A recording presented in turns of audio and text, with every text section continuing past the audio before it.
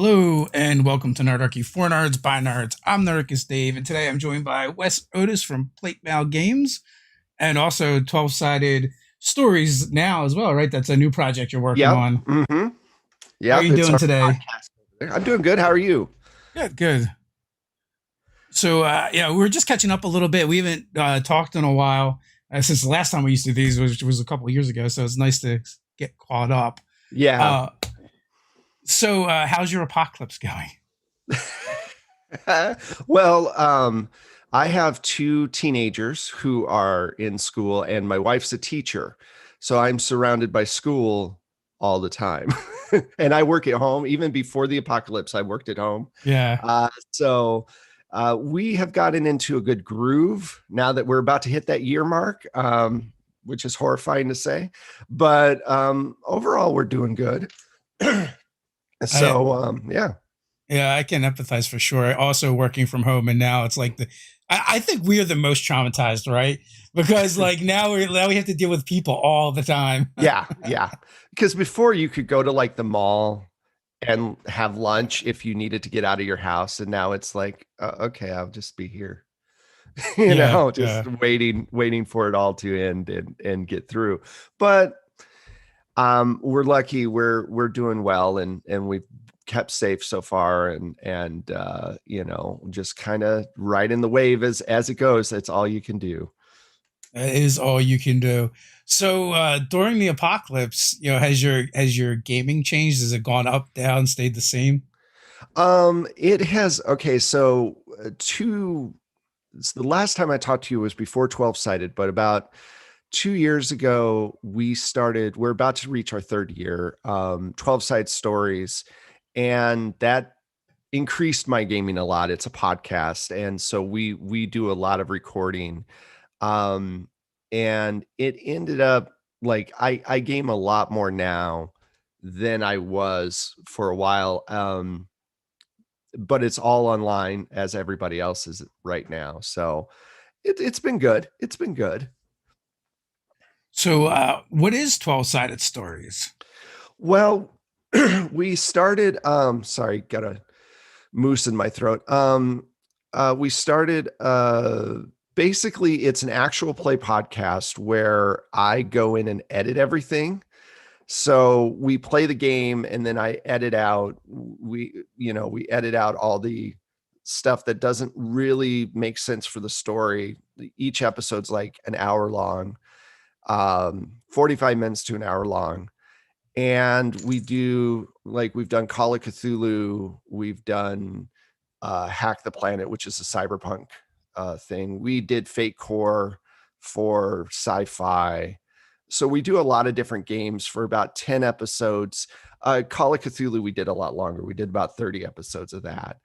And right now we're doing Gumshoe, Swords of the Serpentine, which is not out yet. The PDF's out, but the actual book's not out. And by Pelgrane Press. And they were nice enough to let us use the Eversync name on our show. And let's see what else. But right now we're recording our second season of Unquiet Blood, which is our Vampire 5e game.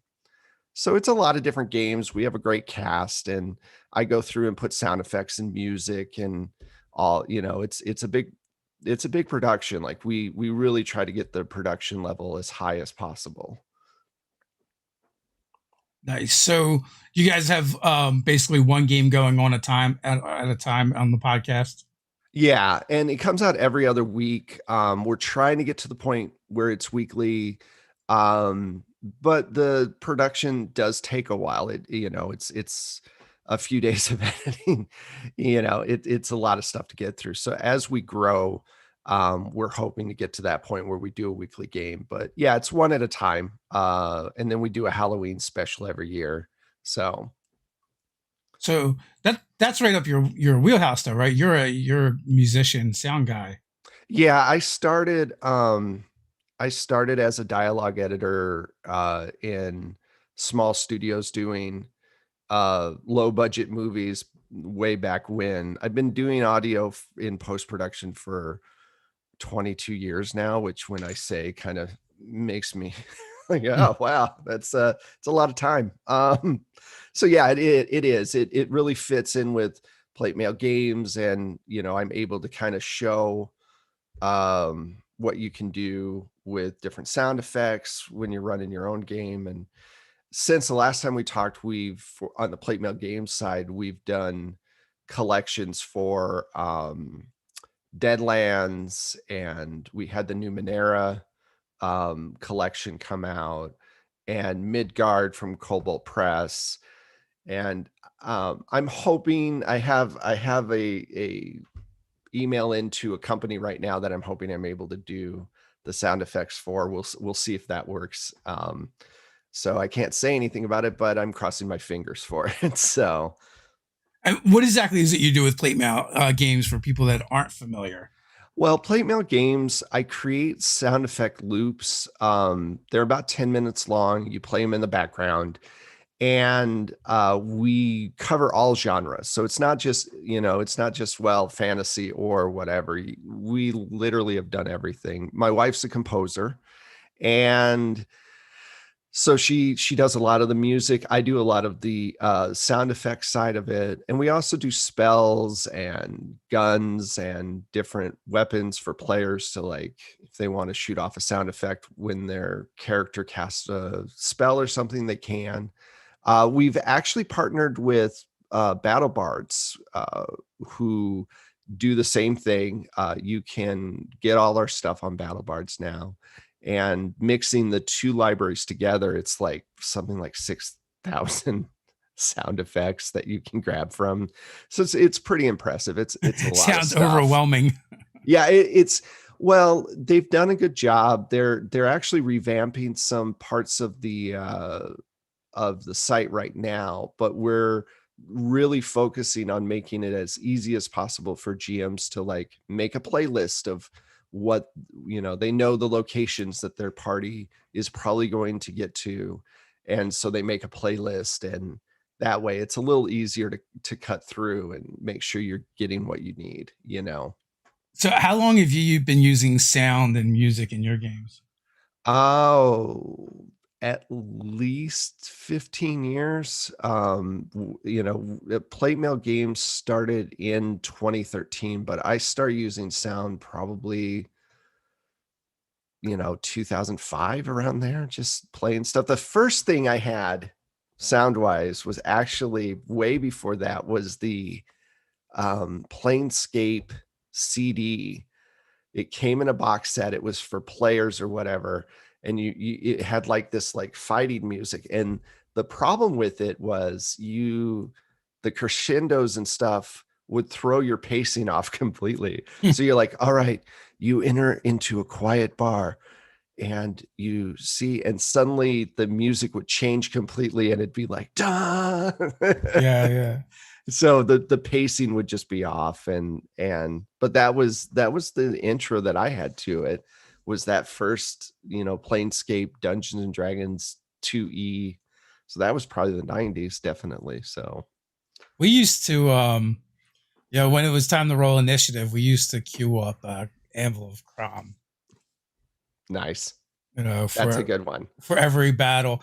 And then I think eventually, like, we added in some of the things from the soundtrack from Gladiator. Yeah, there were certain movies that came out that you're like, this is perfect. Yes. And then the World of Warcraft stuff came out too, so you'd use that. And then, although I will say, like, then streaming killed that. So if you're doing any kind of streaming, Yeah, because you can't with plate mail game stuff. If you're doing a stream, or that's a role playing adjacent thing where you're doing a role playing stream, I allow creators to use my stuff. Just give us a shout out is the main thing. Just say, yeah, hey, yeah. we're using plate mail game stuff. You can find it on Drive Through RPG and whatever. Because I get the creators. The things that I always require licenses for are things that are like video games or movies or TV things that are going to have big advertisers Mass commercial use. mass commercial use. But if you're doing a podcast and you need a good thunderstorm and you use the thunderstorm from Plate Mail Games, I'm not gonna sweat you on it. The question is, do you have robots to seek and destroy? Yeah, this is how insane it's gotten. I have 1,600 10-minute backgrounds. I think that's a lifetime. But we have a robot hellscape as one of them, where it's kind of like the Terminator thing, where you hear robots crunching across a battlefield and shooting, laser guns and all that. As cool as that is, I was talking about offenders on the internet. Oh, that's the worst part about all the copyright stuff. It's like, it's not even a person.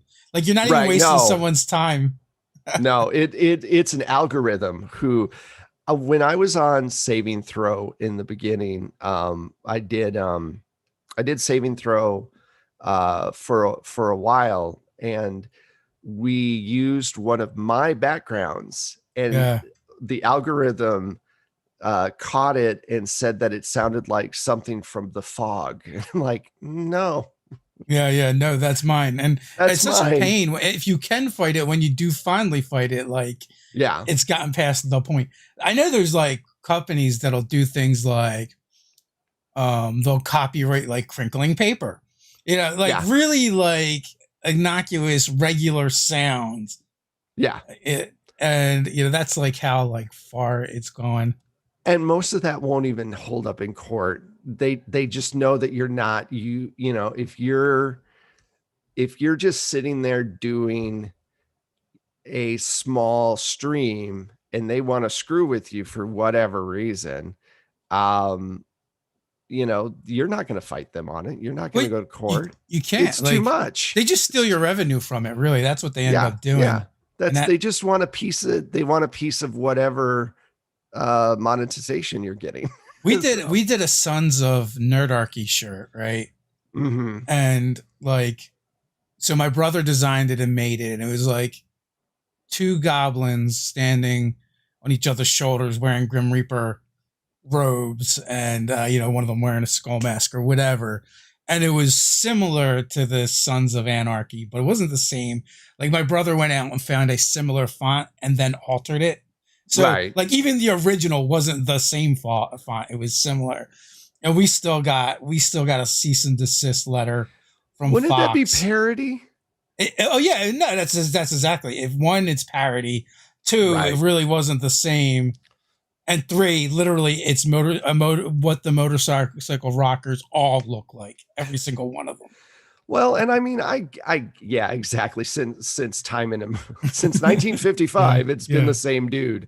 But I think that my big problem with it is it's such a slippery slope, because it's like, I get wanting to protect copyrights, and I get people needing to get paid for their creative content. But it's not a cut and dry situation. And when you have things like, Mickey Mouse is the reason why we have a copyright that lasts 100 years now. So every time Mickey Mouse comes up to go into public domain, they go in and fight it. And then it just pushes things further back that people should be able to, like, the amount of things that should be in the public domain right now is incredible, but we can't use any of it because Disney keeps pushing the goalposts down, Yeah. Yay, capitalism. Yeah, exactly. Thank you so much. Don't F with the mouse. That's the number one rule. Basically, yeah. He comes equipped with lightsabers now.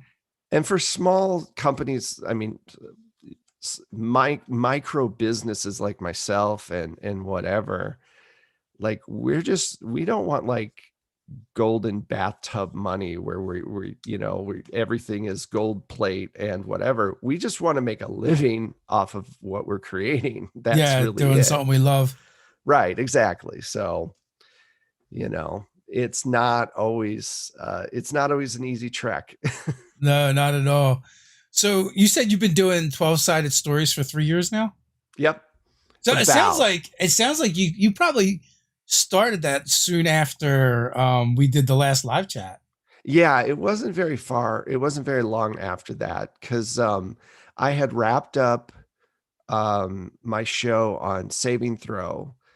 And uh, so here's my theory, okay, with GMs and talent and everything else. There are different experience skill sets. When you run a game at home, that is a different skill set than when you run a game at a con, than when you run a game on a stream, than when you run a game on a podcast. Each one of those things is they have overlap, but they're different things. You have to have different things that you're really good at. And I just found that I liked streaming. I like getting up there and doing it, but I feel like my skill set really lends itself to podcasts because I can edit and I can put stuff in and I can do all of these things. So I kind of, after I was done at Saving Throw, um, I kind of went more into the podcast because it's all audio and it just made Mhm. sense for me as someone who wants to create these stories. So that's kind of, I think you've got to find what you're good at, and I'm just kind of leaning into that.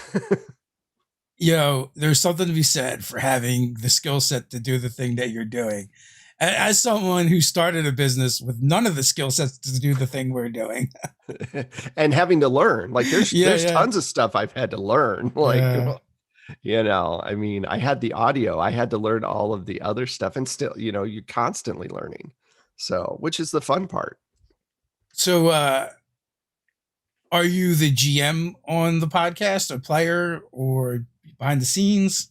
I so both. I produce all the shows, but I play and I GM. The shows that I GM are Otherworld London, which was um our Call of Cthulhu game. Okay. Um, we have two other GM. Well, one GM who's joining us this year. Her name's Pooja. She's one of our cast members, and she's going to be running the Halloween special. Our 5e game is run by Mac Beauvais. And so I run about 75% of the show. Abria Angard, why am I messing up her name? She ran our Cyberpunk game, but she also played in a bunch of stuff. So we swipe who's GMing. It just really depends on who has an idea and who's like, hey, I want to run this game. Yeah. So is it always the same cast then? The cast changes over time. We had we've had people come and go. Uh, so yeah, no, it's we try to stick with the same cast for as long as possible, but it's the entertainment industry. People get opportunities to go off and do other things and whatever. So people are always like welcome to stay as long as they can. But then when they get something that they're like, hey, I want to go do this thing, it's like, great. We'll support you when you're gone too.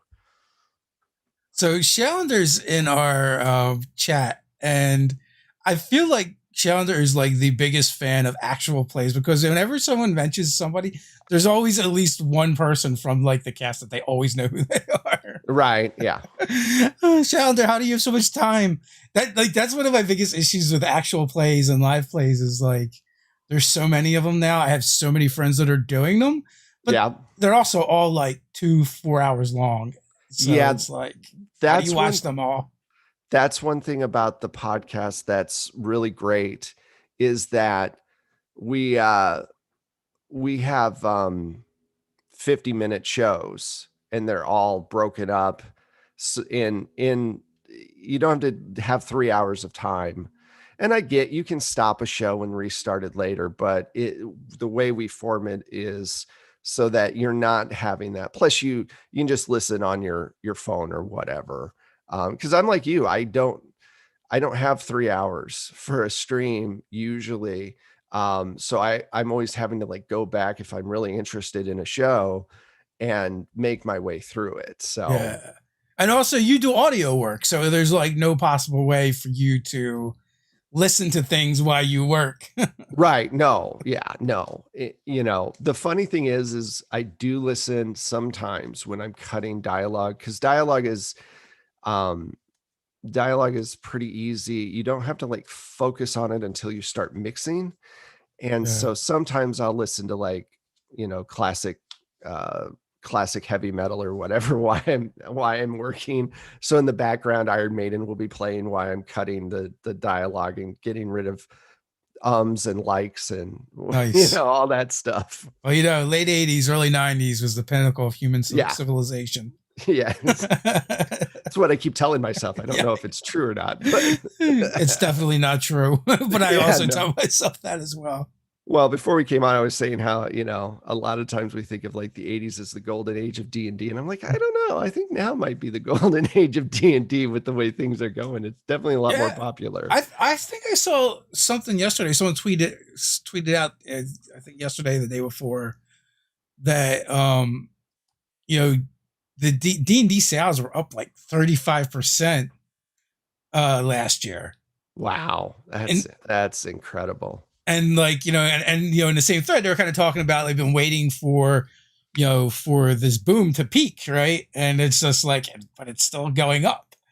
Well, Disney has, if you look at the different things, Disney has made, has really made comic book movies and stuff really popular. And if remember in like 2005, when they're like, look, in 10 years, there's not going to be barely any of us left. We're going to be around a small campfire and the books are going to cost $100 because no one's buying them. And slowly we will all die out. And thankfully, because of things like Critical Role and pop culture showing, these more of these movies and it becoming more mainstream, it saved it, because we were on the way out. We were things were not looking good in the early 2000s. I think like, so, really it was like 2014, 2015 just was a perfect storm that kind of started with 5e just being a really good, solid, right, accessible game.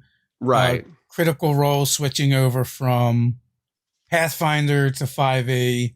Mm-hmm. And, and then like really like the YouTube has really been on the rise for gaming. And because along the lines of Critical Role, there's a lot of like, I feel like animator channels on YouTube where people are probably watching them, but they might be a lot of people that are watching that aren't really D&D players. Attention. Oh yeah. Just because it's entertaining. Yeah, exactly. I think that there's also a lot of people who like, they don't have to, they can listen to it, but we were talking about the 3-hour limit and how do people do it. I think a lot of people are able to do their work and have it in their headphones, and they're not necessarily paying 100% attention to it, but they're at least learning about the game. They know about what's going on. And there are a lot of other streams and podcasts and whatever that are huge, like Glass Cannon and whatever. But if you were to point to the Beatles of role playing at this point, it would be Critical Role. They're the ones that are bringing it to the masses, as it were. And I'm appreciative of it. I'm like, thank you for saving something that 15 years ago we thought was going to be dying out at this point. I think too, like adding to the popularity is we have like this double whammy of new players, new gamers coming into the hobby. But there's also, I've noticed since we started doing YouTube, is there a huge resurgence of people like our age coming back to the hobby. Right. Yeah. So it's like it's getting this double growth spike. Yeah, because I think a lot of people, like when we were kids, I don't know how it was for you, but D&D was not cool. You did not tell No. people you played, or you might get a beating. You might get somebody that like would give you a lot of crap. And now I think it's more accessible, and you know, I think that it's great that older players are coming back into it too. And I think that mixing the two groups can only be a good thing, because Well, it just the, adds to everything. the older players coming back, or the older players that have been with it, the other factor that comes into play with them is that they're making it generational because Yeah. they're bringing in their kids. Or so I've heard people go, "Hey, like the reason I got back into D&D was because I wanted to play it with my kids." Excuse me. No problems. Don't die on me, man. Yeah, I know. I'm just like, what the hell? So my son, who is 13, he joined the D&D club on his own, right? And the kids at his school thought he was rich because he showed up and he had all the books and a mat. They're like, "You have a mat and miniatures?" And it's like, "Yeah," because he had taken it all from me. He stole it all from me. He just took it and just went in and played. And so I bought him his own books. But and my wife started a D&D club at her school because she teaches. And so she got some donations from Emerald Knights, which is our local gaming in Burbank here. They gave some donations for her club. I've been there. Yeah. So Emerald Knights is great. But that kind of thing where it's like these kids want to play, and if they have access to the books, they will do it. And that's where I think the biggest boom is like these kids are like, my kid is bringing my stuff to the school and playing, and I'm like, yeah, go for it. If you ruin my book, I can always get another one. Have fun. Yeah. He's done that for a couple of them. It's like, why would you? Okay. Yeah, so we went out to LA to be on GM tips a few years ago now. And whenever we do things like that, we're like, well, can we meet up with fans? So generally we're like, if we get enough people together, we'll run some games and buy some pizza. And that was one of the places that we kind of reached out to and would let us like hang out and take up some space. Yeah, Jay and Jason, who are two of the owners, are great. And that particular store, I started going there. So in 2008, when the last apocalypse before this one happened, when everybody lost their houses and their jobs, I started going to Emerald Knights on a regular basis. And it's really just a cool store to go to. And I've been trying, like, I haven't been able to get back there. I've been there a couple of times during the apocalypse, but every time I can try to help out and buy some stuff from them, I do, because, I want these stores to be open when this is done. Even because they give you a space to game and to meet other people, which, yeah, Amazon might have the game for cheaper, but you don't have that social interaction, and Jeff Bezos has enough money. Yeah. Like that store in particular is a really nice one. Yeah. Like when we were there, they were friendly and helpful. You can rent minis and stuff, which is kind of cool. Right. And it's clean. Like, yeah. I've been in a lot of stores where it's like more of a hoarder situation than an actual store. I've been in stores where it feels like more like you're walking into an adult bookstore than a gaming store. Like, any place that would let light in, they've got covered with posters, and it's just dank and dingy. There's really dirty felt on everything. Yeah. Like, Yeah. So yeah, there's definitely something to be said for that. I've also been into stores where I do not feel the need to support them because they just did not, they weren't friendly, they didn't do a good job. oh yeah, absolutely. If your local store is full of jerks, then you don't need to Yeah. keep them in business. You don't have to buy anything from them. But I feel You like know? some people are like local for local sake, but I also Oh feel like no, no. you have to earn it too. Yeah, no, there has to be. We had a store in Burbank, Last Grenadier, and they were open forever. Like they started in the 80s and they closed down, I want to say about 5 or 6 years ago. But you'd walk in there and it was like you were casing the joint. Mm. You know, they would just stare at you. One time I bought a book and like literally 2 hours later, I decided, I don't want this book. And it was the GURPS Numenera book, which was like 250 pages. And I decided I just didn't want that particular book. So I took it back and they're like, well, did you take this to Kinko's and copy it? And it's like, seriously, Yeah. I'm going to spend 2 hours copying it at Kinko's so that I can get back my $12. Now, no doubt, there are plenty of gamers that are cheap enough to do that, but True. True. but no, yeah, we used to have a comic book store that was like you'd go in there and like they didn't really want you in there, but they wanted you to buy stuff at the same time. Right. Yeah. And it's like, and like, I think the only reason a lot of us kept going back because they had like one employee, which was just this cool like guy that liked comic books, Right. And knew all the stuff. Yeah, and worked there. But then there was the owner who was just kind of like a terrible person and a jerk. Yeah. Yeah. And yeah, I mean, that's the same thing with Grenadier. They had a couple of employees that were cool and but there were just a few of them that was like, okay, why are you so angry? Yeah, you have a cool job. Why are you so angry? Why are you so angry all the time? You've got all the games and you're still angry. Yeah, so I think if you can support good, let me preference that, good stores that are good to you and have good customer service. Yeah, definitely throw them a line if you can. You know, it's tough out there for everyone, I know. So, if you can help somebody out, then great. And but yeah, if it's a crap store, then it's a crap store. Yeah, Ted chiming in. You know what though?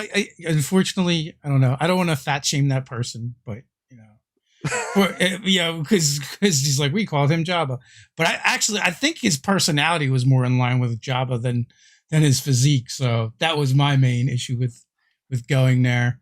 Yeah, but yeah, but it was also, but like it's unfortunate too because it was like one of the formative memories I have becoming a comic book fan, right? Because we were playing Marvel Phase Rip. Mm-hmm. And like we were playing pre-made characters, so like Thor was taking the Hulk, Silver Surfer. I'm like, I don't know who's left that's like on that scale. So I was looking at Box from Alpha Flight, right, and which made me want to know more about the characters. So I went, so I went to the comic book store and I started talking to this guy Scott that worked there. And he's like, oh, yeah. And he like started going into detail. And it's like, that was one of the first comic book characters where they actually killed him off and kept him dead. So it was like, it was a cool experience. Right. So yeah. He was your Wikipedia at the time. Yeah, that's exactly it. Like, you couldn't Google anything. Right. But you could, go and ask Scott. So exactly. Scott knew. Yeah. Font of information. Now, yeah. I mean, the same thing with we buy our pet food from the local. There's like a small mom and pop shop, but I like it. I go in there, the like offer to help carry stuff out to the car for my wife. They know our names, so that kind of stuff is cool when they make you feel like a valued customer. Absolutely. Yeah. And I think that's the important part. I also think that once this is all done. Yeah. I think that getting back out there and having those social interactions and being able to sit down at a table on a Wednesday night, if you like Adventure League, and do Adventure League with people you've never met before, going to a convention and meeting new people. Gaming is a social thing, and having a cool spot to go is very important for that. Were you a regular convention attender? I was for a while, and then my children got a little older, and I knew you were going to say kids wrecked it. I knew it. kids, I would say that they definitely drained more money than I was expecting. But I used to run 5 games a con. So I would run Friday night, I'd run Saturday, I'd run Saturday night, Sunday morning, and then Sunday night. And by the time I got done, I sounded like Tom Waite or whatever. Just Yeah. my voice was gravelly. So And you like running games at cons? oh yeah. And I think I think when I was talking about that experience thing, is, like I said, running con games is different than running a stream, different than running a podcast. You learn a lot. Number one, you like, okay, this person's sitting at the table. Are they going to be cool? Are they going to be team players? Are they going to be nightmares? Are So they, how do you deal with those people? And it really teaches you how to deal with them, yeah. So real quick, this is our 200th stream for Okay. the Revivified, and we just got our first super chat for $20. Thanks, Jameson. Really appreciate Awesome. it. Which it's a feature that we just had to earn again. It was weird. It's been weird this time around because, like, when we first started YouTubing, there were no requirements or anything. So when we started this channel, we had to like go through all the growing pains again.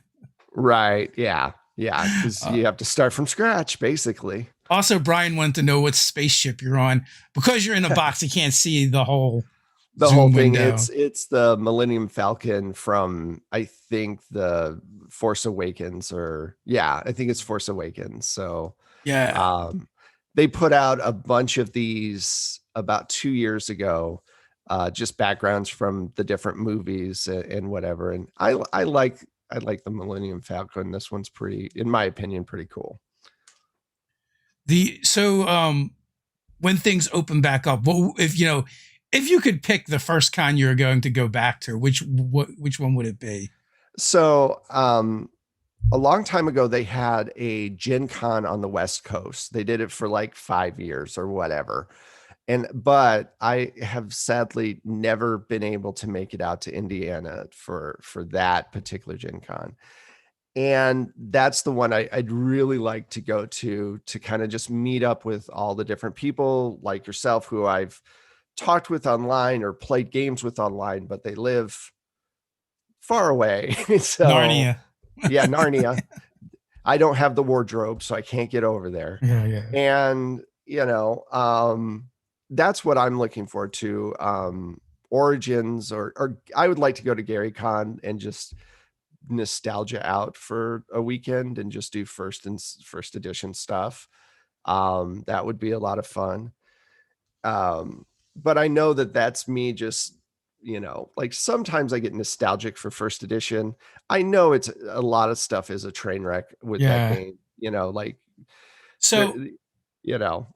go along with that, right? I Right. had not played first edition in years. Yeah. But I was at D&D in a castle, and I was one of the one of the nighttime GMs, one of the auxiliary GMs at one of the castles, and just so happened I didn't have any games that night, and went to the bar to get a drink, and then next thing you know, I'm playing in first edition game.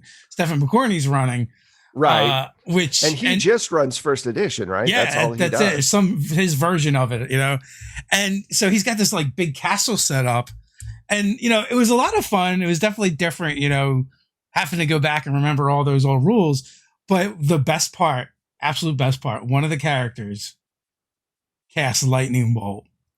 And hits the enemies, hits the wall, bounces back, hits the enemies again, hits most of our party, and stops like just short of the mage that cast it. Like, so killing the monsters and our party. Right. Well, and I remember I ran something like there was a hallway, Yeah. and one of the players cast a lightning bolt, and it just just bounced and ended up killing him. And it was funny. So a lot of times you'll flub stuff because you're like, oh, I don't want people to go out that way, but then people do something really, really not smart, and you're Yeah. like, okay, look, I can't save you. You just Well, I feel like it was part of the game back then, like, Mhm. and then like once you realized that after you like screwed up the first time, because no one was going to tell you back then, like the Right. DM was just going to let you do it and die. Yeah, Whether you it's had to something, learn. yeah, like in those days, it was more about what the player knew than what the character knew. So, Right. but then after you learn that, you're like, oh, what can I do with a lightning bolt now? You're like doing, trigonometry to figure out the angles. You're all like, if I hit it off this non-Euclidean Yeah. spot, it'll hit Cthulhu in the head. Yeah. So that was my, 1E story more recently within the last couple years. And, that was kind of cool. Well, it's always funny because a few years ago, uh, Megan Caves and Jordan Caves Callerman, who are both on Wild Cards, they just finished up Wild Cards on Saving Throw, but they did that show for like 5 years, and I ran first edition for them. And of course, they're younger than me. They had always played, like, I think they started with 3.5 and then did Pathfinder and then 5e. And so they had never really known the goodness of THAC0 and all Yeah. that. The goodness.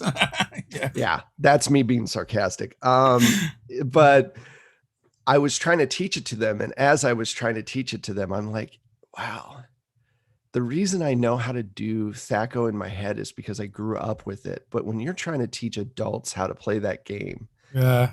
it for a lot of people, it's a bridge too far because there are so many just minutia kind of things that are things that we just either we house ruled, where it's like, oh, just forget about that, or we were really young and we didn't know better.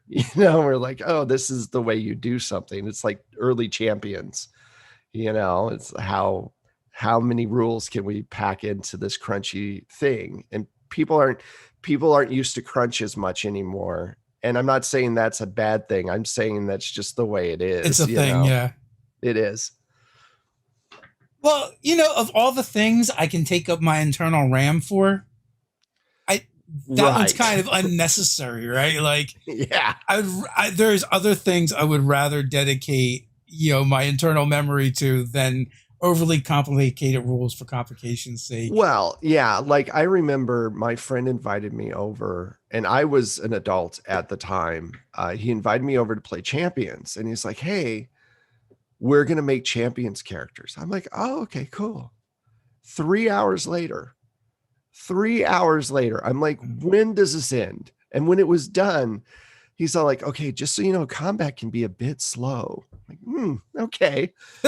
Yeah. I mean, but next to character creation is probably going to be a breeze. Oh yeah, it went real fast. What phase are you in? But I'm glad for all the modern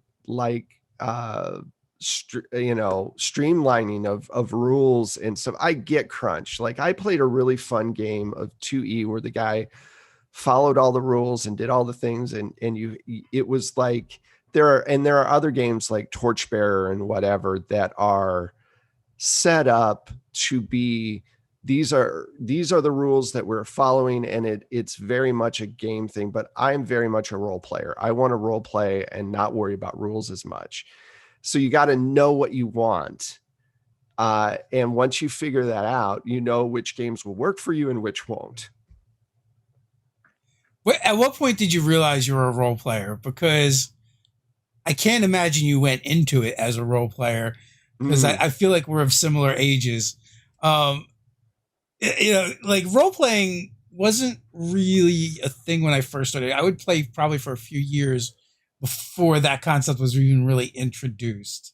Honestly, I think that for me, when I started, I was in high school, and um, Vampire started coming out, and the theater kids started to do Vampire, and uh, though we had some role playing in the D&D games, I think Vampire was the first like one where I looked at it and went, because I didn't really know much about Call of Cthulhu until I was an adult.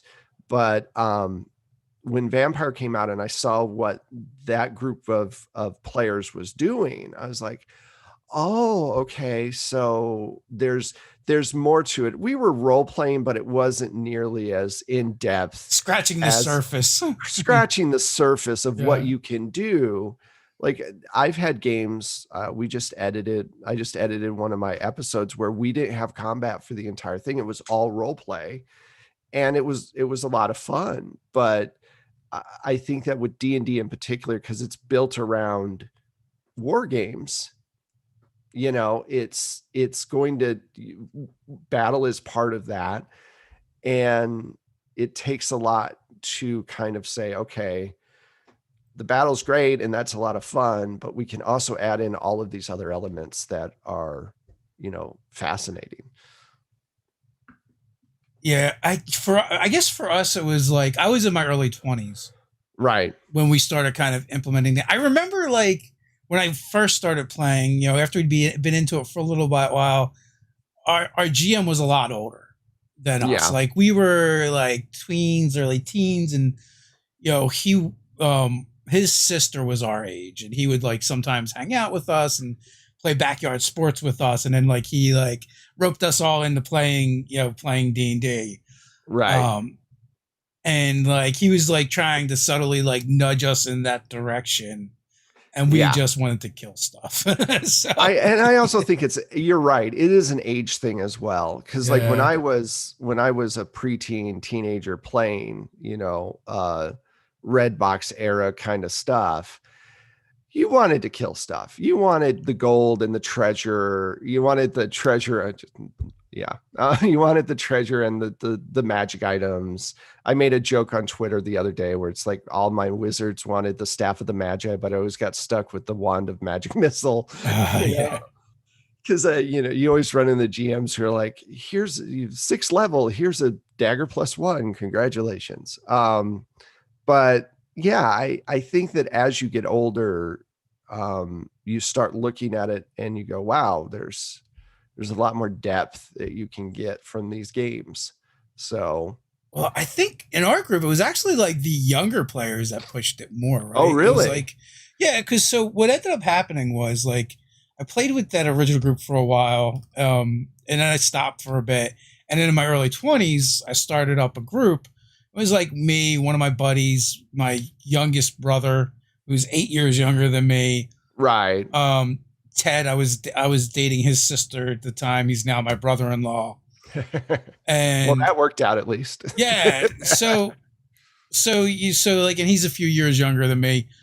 And you know, I was working, we had bought a house, and he was still in college, and my brother was still in high school. So we ended up with this like group of high school kids, college kids, and then like me and my buddy, who were older. And like it really, I want to say it was like the college age kids. Those are the ones that really kind of introduced role playing to our table. But like some of them were like the theater kids, and they were also LARPers. Right, exactly. I remember because, like you said, it still wasn't really cool, you know, 20 some years ago. Yeah. I remember when we were playing at my other friend's house, and he had an apartment in an apartment complex.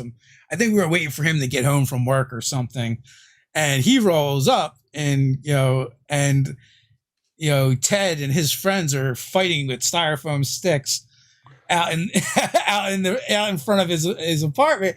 And he looks around and goes, if I ever see you guys doing that shit again, I will whoop the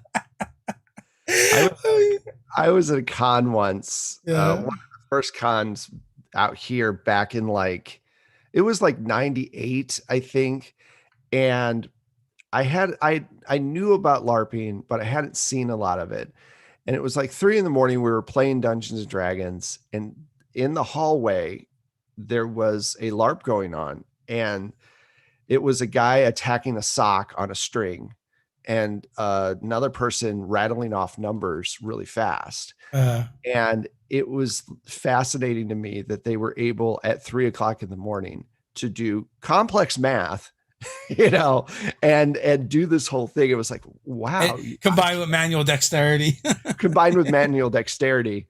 And yeah, so I am glad that there's more and more acceptance of these different kinds of playing as we've gone along. Because you're right. I mean, there was definitely a hierarchy in, nerdarchy, as it were, in the gaming community back then, where it's like, oh well, you LARP, you're not like us, or you're a card flopper, you're a dice chucker. Yeah, exactly.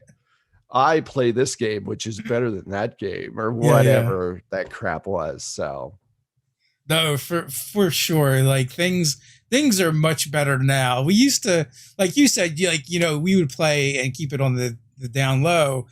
And right. like a lot of my friends in high school were musicians. Yeah. So, or wanted to be musicians, I guess. And so we would call it rocking out. So we would like talk in code. We're going to rock out this weekend. Right. Exactly. And man, my bass player just lost his +3. Oh shit. Yeah. No one heard that, right? Well, yeah. Like I know when I was, when we were gaming, and the last thing I wanted people to know that I was doing, over the weekend from my job, right. And I've always had very blue collar jobs. Mm-hmm. Was gaming. I would much rather think I was like snorting blow off a hooker's ass than throw a 20-sided die. No, really, I'm cool. Anything but, although like I've been doing this full time for a few years now, and like in the last like year or two, and I was working in heavy construction, I just did not care anymore. And also like other people's opinions really changed too, when I'm like, oh, I do this thing, and then I talk about YouTube, and then they're like, oh, does that pay? Do you get paid to do that? Does that make money? Right. Like, yeah, it does. When you introduce like economics into it, all of a sudden people's opinion become really different. Instead of just being this weird thing that you do, they're like, wait a minute, you do a thing you like doing and people give you money for it?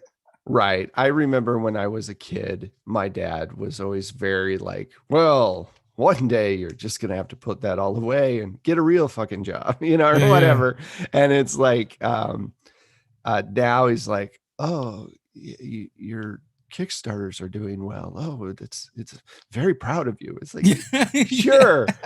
Because I'm not calling you for money. They don't know what to do. Yeah, exactly. It's like, I don't need rent money from you. I'm not 21 anymore. And it's, like, yeah, I'm very proud. It's like, oh, great. Thanks. We've come a long way as gamers and the industry. Yeah, absolutely. I mean, it's been amazing to watch. And I don't like saying this because I know in my heart that it's going to happen, but at some point 6th edition will arrive. I mean, it's been a little while, and they're still doing well. So I think as long as they're doing well, and like you said, selling more games than they've ever sold, they might stick with this edition for a while. But I am also interested to see which way they're going to go, and with Wizards of the Coast, and I think that other games, we all talk about D&D so much, but Call of Cthulhu right now and RuneQuest from Chaosium are really good. Like they're good products. And so if you really love D&D, I would also say get out there and find like this other stuff and see what other things you like to play. Definitely. Because we're in a golden age, and man, there's a lot of good stuff coming out. Yeah, I think James Intricasa did a poll on Twitter the other day, Right. yeah, about what's the obstacle to playing other games, and like I think the number one thing is just like the time it takes to learn a new game. Right. And some games are definitely like with Call of Cthulhu, it's like, here's percentile dice. Here are your skill list. If you see something, run. That's your that's your intro to the game. Yeah. And so as long as you can do that, but there are some games that are a little bit more, like Burning Wheel, you're not going to pick up in 5 minutes. You're going to have to, want to invest time into a game like that. Not to say that you shouldn't, but I get it. It's also a financial thing. Yeah. The thing that always kind of makes me giggle a little bit on the inside is like, I'll ask them, you play other games? They're like, wow, I'm looking at Pathfinder. I'm like, well, that's just another D&D. Or if you were to say it the other way around, it'd be the same thing. Like my thing for playing other games is like genres. I shift with genres, I think. Yeah. Well, for me, Pathfinder has always kind of been like, first of all, I love the look of the books. So even though I don't play it, I ran it for a little while, but it just wasn't, it was more crunch than I really got into. I'll still play it. It's still something that's cool, but it's definitely for people who are like, 5e's just not complicated enough. I need some skill trees and I need some fate. Have you looked at the second edition? I've got it. I have not read through all of it, and I think that it's pretty cool. I do not have it, but I am playing in a game. Oh, really? How do you like it? Well, you know what? I think they did. I will say they fixed one of my biggest complaints about Pathfinder, and also the thing that D&D is now trying to do with their races, lineages. Pathfinder is already doing it and doing it better. Right. The ancestry thing. Yeah. Right. Yeah. I do like the character creation, and also like my issue with 3.5 and Pathfinder has always been they've been games of microtransactions that ultimately don't mean very much. Right. Like it's these arbitrary +1s and 2s. But I feel like what I've seen from Pathfinder 2e is they've gotten away from that, and there's like these more interesting things that change in the game. Yeah, from what I'm gathering, 2E is much more its own game as opposed to 1E, which was we don't want to stop playing 3.5. Yeah. And so we've made a few adjustments, but it's basically this is 3.5. You don't have to worry about 4th edition. Don't worry about that. Just ignore it. And it worked. That worked really well, because for a while it was like, woo. Yeah. And they do make gorgeous books. They do. Yeah. It makes some of the best looking books in the industry, especially their Starfinder. Like the art from that stuff is so good. Yeah. And like I said, I mean, the RuneQuest books, I don't know if you've seen the art for that, but the RuneQuest books are like amazing how they, there are so many good artists out there now that are doing this work. But I gotta say, every once in a while, I crack open my old 1st edition books and go, oh, look, Errol Otis. Yeah. I've not checked out RuneQuest yet. I mean, I know like nothing about it. It's very like, it's been around for a very long time. So it's a Bronze Age fantasy game with a lot of mythology built into it. It's very cool. I mean, like it's a lot of lore. And I guess we could talk about lore forever, like whether the good and bad of lore and how much lore you need in a game. And, because I think too much background, players their eyes glaze over and they're like, okay, wait, that's too much, so it's cool. I always confuse RuneQuest with ElfQuest for some reason. Like, and because I used to quest. Yeah, it's the quest, because I used to read the ElfQuest novels back in, I guess, when I was in high school or whatever. Yeah. The good old ElfQuest. Didn't they had their own role-playing game for a while, didn't they? Or I can't remember. Probably. Like, Probably something. In the 80s, at some point, they made it an RPG for everything. Right. They had Ghostbusters, which is now Yeah. like gold. If you can find the Ghostbusters RPG, people are looking for that.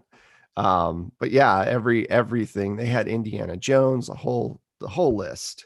Yeah. I mean, when I first started playing, like, everyone would show up with a different game every week. Right. And we would like make characters and play a session. Maybe. Yeah. And then you moved on to whatever else was around. Yeah. Because there were a lot of things coming out, and there were a lot of different ideas, like how to do things. GURPS, I always enjoyed GURPS. But GURPS was basically kind of like Champions, but more accessible. But the thing that always made me laugh about GURPS was like they had their space book. They had equations in there that used pi or that kind of crap. When you're making like that really like ultra realistic, this is how you do these things. And people would really enjoy sitting down and making whole universes and, doing math for hours and hours. And I was like, that's cool. You could judge mine. And rate an RPG back then by the number of charts and tables in it. Right. Like I felt like designers were just always trying to cram more and more charts and tables.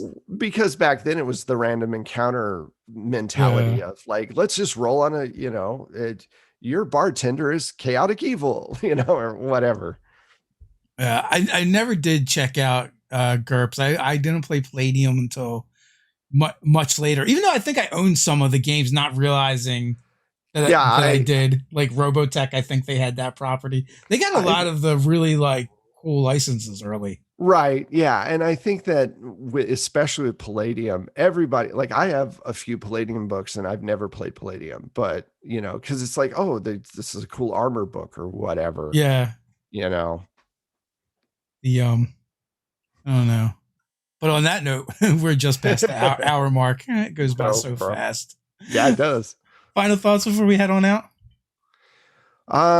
Well, I think that, like I said, I think we're in a golden age of role playing, and 12-Sided Stories plays a lot of different games. So if you only play Dungeons and Dragons, but you are interested in other games, there are a lot of actual plays out there that are playing other games that you can check out, and you can kind of get a sense of what that game is like from shows like mine and other shows. How We Roll is another really big one that they do a Call of Cthulhu game. So if you're ever interested in looking at other games, definitely check out podcasts and streams. And remember that we're all creators and we're all here entertaining, respect each other, be kind to everybody. And, if you can throw donations at a stream or whatever, do, because that always helps them. It's always a good thing. But enjoy now, because it has been incredible, and hopefully it'll keep up for a lot longer. Because money is good. Well, money is good, and having as many players as possible. I mean, yes. People say, well, it's really hard to find a game now.